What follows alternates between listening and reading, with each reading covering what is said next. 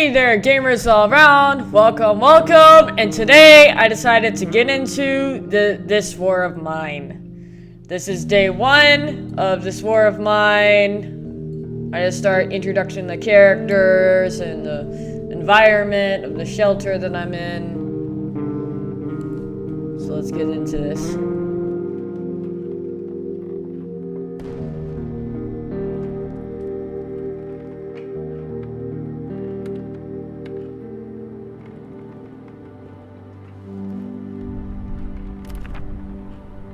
When the Civil War broke out, many people thought it would only last a couple of weeks. It's been years since government military surrounded the rebels in the capital, cutting off all supply lines. The civilian population trapped in the city are suffering from hunger, disease, and shelling.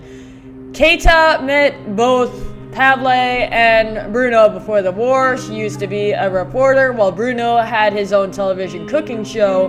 Pavle was the star of the local football team. Keita even reviewed him once. Now they meet in different circumstances, or completely different circumstances. I completely wasn't reading fast enough because here I am trying to re-record stuff.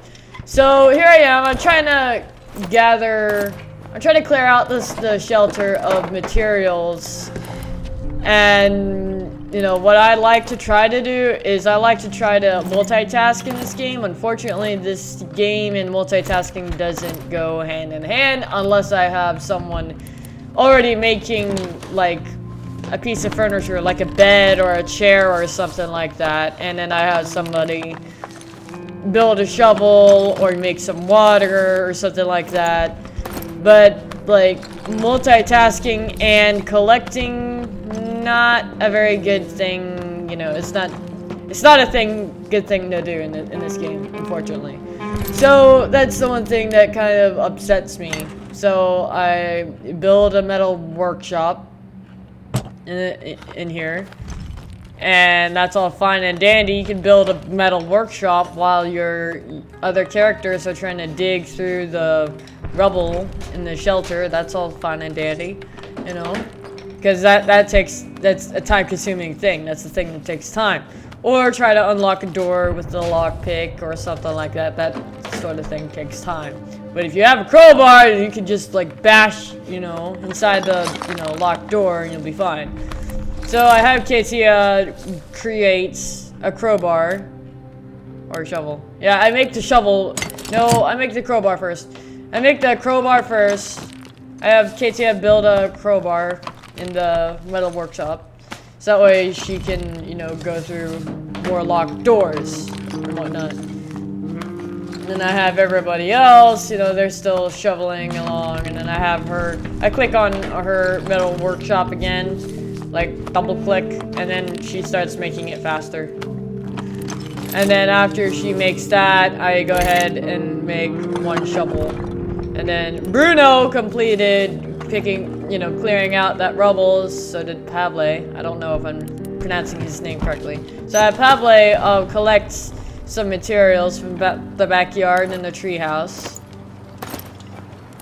Found some components, some wood, some herbs, probably something else. Then I have Bruno take a look in the cabinet, closet, wardrobe, and then Pavle found some stuff. Bruno found some stuff. A diamond. It's useful for trading. Pavle, I have him bash open that door. I have Bruno go downstairs to use a lockpick. I have Keita try to build a crude stove, because we're gonna need to cook in order to eat and have food available for people who are hungry. Because your characters will get hungry. So yeah, he bashes that door open with his crowbar, and then he opens it with the lockpick. I don't understand why the lockpick is slower than the crowbar. I mean, I've seen a guide, you know, for this game. I was about to call it a movie. I don't know why. But I saw a guide for it, and it was saying that like crowbars are much more efficient, and that lockpicks only have one use. And yeah, that's fine and dandy, but, you know, I thought I could make something, and apparently it turns out that I couldn't. So I decided not to make anything, because I was still looking for equipment. And I was looking up guides for the game when I first started out, because I was struggling when I first started this game. I already played this game before. And they said, don't use lockpicks, because they only have one use. And crowbars are much more efficient, so... yeah, and I know from experience now that, like, crowbars are much more efficient, because... first time starting out this game, I'm playing out this game, and I'm like, why do I only have one use of the lockpick? Because I'm trying to use the lockpick to try to be quiet, you know, and then, like, my lockpicks just keep breaking, and I'm just like, why can I only use my lockpicks one time? You know? And then I get into guides, even though if I don't really know, even though I don't really like learning how to play games like that. I like experiencing the games for myself and, you know, finding that out. And the game even says that the lockpicks only have one use. So sometimes you just gotta look at, you know, what you're playing. So,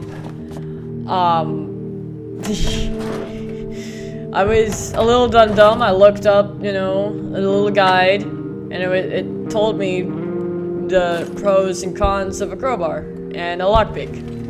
So that's how I know. So I cleared out I cleared out the assault shelter. I tried to see if I could build anything else, and then I found out that I couldn't.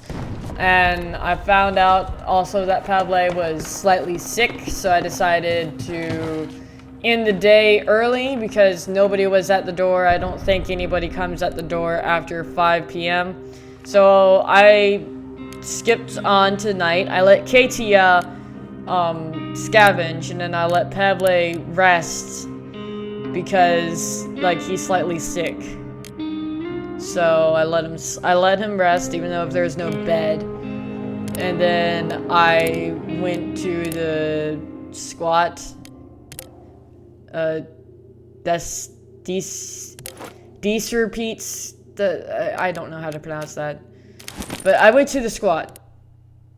And when I went there, there was this, I knew that there would be a hungry guy there. So I took food with me. And I was hoping that he would show me where some valuable items would be. So here I am, because like every time that I go down there to give him food, he would show me this location that has diamonds and pure alcohol. So I was thinking, okay, so if I give him food, maybe he would, you know, do that.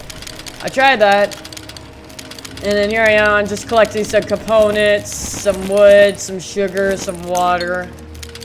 I tried to keep 2 slots open because I knew that he would show me the the location of where these valuable items would be. And here he is saying, I will show you, come with me. So I try to follow him, and you know, I'm trying to look at everything that I can, you know, all at once. There's this letter talking about someone being a homeless guy because he's no longer a teacher or an artist.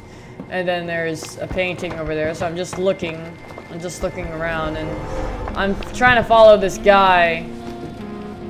I go down to where I think he shows me where the valuable items are supposed to be hidden.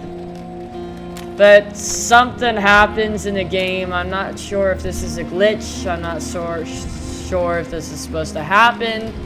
But you see, he comes down, comes over here, then he says thank you once again, and then he just goes back up.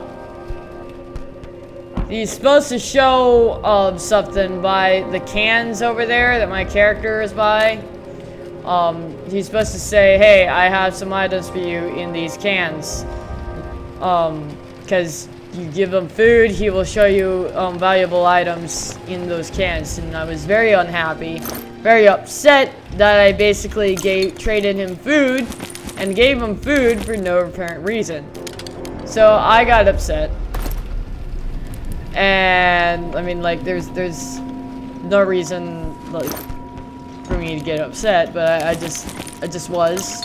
So here I am, just collecting water and sugar, and then eventually I'm just like, well, I need some components anyway, so I start collecting more components, you know.